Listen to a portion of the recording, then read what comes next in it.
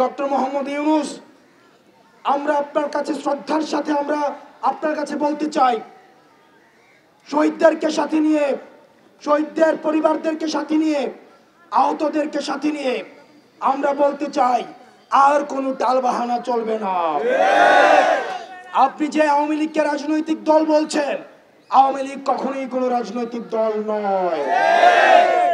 আমরা দেখেছি স্বাধীনতা পরবর্তী সময়ে বাকশাল কায়েমের মধ্য দিয়ে দেশে এক ধরনের গণতন্ত্র পরিবর্তে শেখ মুজিব মাফিয়াতন্ত্র চালু করেছিল।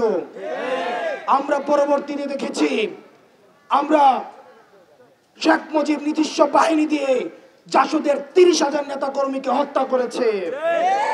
আমরা পরবর্তীতে দেখেছি কিভাবে নৃশংসভাবে আওয়ামী লীগের লুটতরাজের কারণে আমাদের ৭৪-এর বন্যায় 15 লক্ষ মানুষ মৃত্যুবরণ করেছে।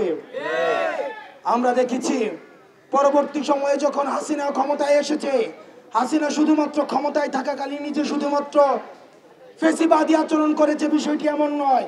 ক্ষমতার পূর্বেও আমরা লগি বৈঠার আচরণ আমরা হাসিনার কাছ থেকে আমরা দেখেছি।